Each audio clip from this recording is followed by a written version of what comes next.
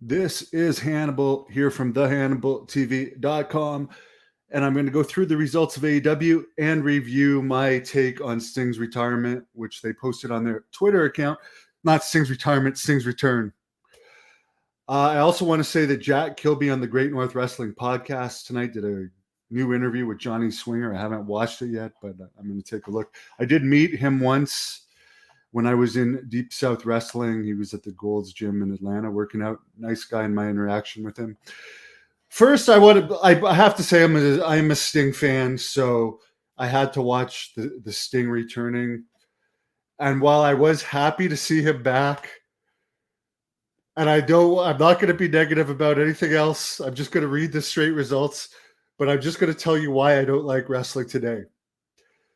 Because how they brought him back, Jack Perry and the Young Bucks have Darby Allin in a coffin and they're covering it with gasoline and they're about to light it. Now, what I would like, because I wouldn't really have to suspend my disbelief, is if Sting just came out of the crowd or came out of somewhere and just stopped them and started attacking them. But the way wrestling happens today is all about entrances. They're standing there about to light it. Then Sting's music hits and everybody stops doing what they're doing while his picture comes up on the screen and the build up to his music comes out. Then he comes out, gets the crowd reaction, slowly walks down. They all retreat to the ring. If they really wanted to light the thing on fire, why wouldn't you just light it on fire and run out of there? Like, honestly, what I like in wrestling is realism. If I had booked that, Sting would have just come out of the audience and attacked them instead of them just standing there. Oh, Sting's coming. Oh my God, his picture is up on the entrance. I hear his music. Oh, he's slowly walking out. Now he's standing there listening to the fans, getting the ovation. Okay. Then they slowly go back to the ring. Jack Perry retreats. The Young Bucks get the Scorpion Death Drop. I still like Sting. What a treat for the UK fans to see that segment. I'd love to know how much you got paid for that. But I'm just saying, like, everything is just so overproduced today. It's when I'm watching that, I'm just like, well, why are they standing there with the Zippo lit and the thing full of gas? They could just throw the thing on it. That's all I'm thinking. I'm not thinking, oh, great, Sting's gonna save the day, because like any normal person could just throw the match on it. They're not going to be like, oh, let me just stand here in shock, even though there's three of us and whatever. I don't know. I'm sorry for that.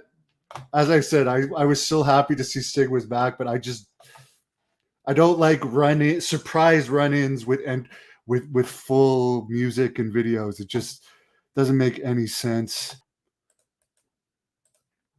I guess I had this open on my other computer.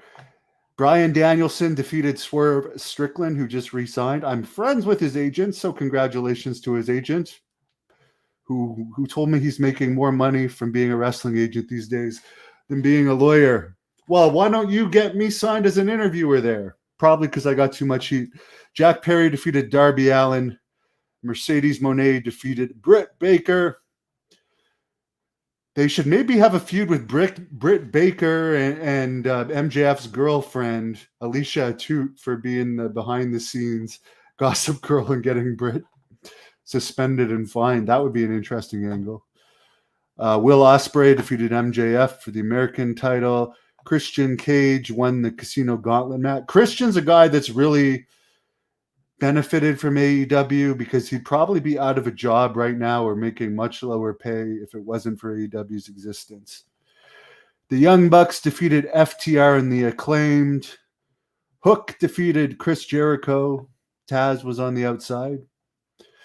AEW's Women's World Champion Maria May defeated Timeless Toni Storm. Another ladders match. It seems like every AEW show has a ladders match.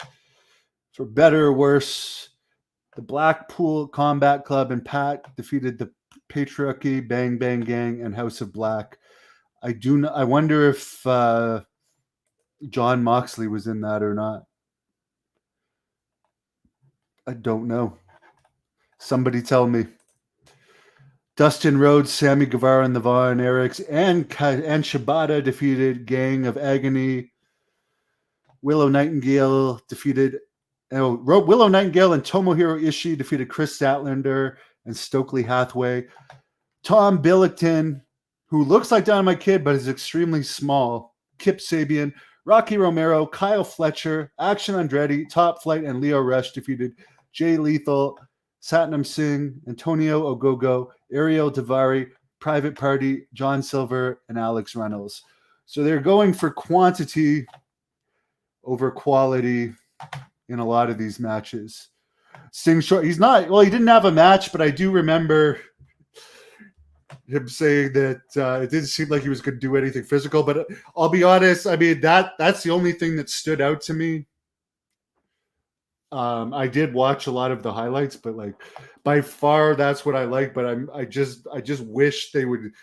And keep in mind, I watched a lot of the pre-show, and it's just so these spots, these supposed great wrestling, it just looks like fake pre-planned spots. I'm sorry, I'm just not into it. Not into it. Somebody said to me at the gym anymore, "You're happy being a reporter," and I'm like, yes. I liked wrestling in the 80s. I wanted to be a wrestler from the 80s era. I would have fit in well there. I wouldn't fit in at all in this era. Someone says, make a comment about AEW. Tony's Khan dad. I mean, he did waste a lot of money bringing all these people into the UK for all these pre-show matches. Like, why do we need so many matches with like freaking 10 plus people? Honestly, it was just like quantity over quality. I do like WWE's pay-per-view number now. They try and have a better quality, fewer matches, fewer people. There's Jumping Jack Kilby himself. Check out the Johnny Swinger interview on this channel. Christian Cage, I'm not taking away from him. The only issue I ever had with Christian Cage is he didn't want a job to PCO on a show that I promoted where PCO was the hometown guy. So we had to have Jeff Jarrett do a run-in and they fight to the back while AJ Styles took the pin. That was my only ever issue I had with Christian. I don't blame him for that. But all my interactions with him, he's been very polite. Ricochet will not make any difference in AEW because he's just like all of the other guys. What was the attendance? I know a couple days ago it was 48,000, including 48,000 tickets distributed. So they definitely didn't make the 83,000, but they definitely had a good crowd. Hey, Euro Nation, checking in. I was just listening to their latest podcast during my workout today, getting my bicep back to the size that it used to be. Have a great evening. Hope you all enjoyed AEW.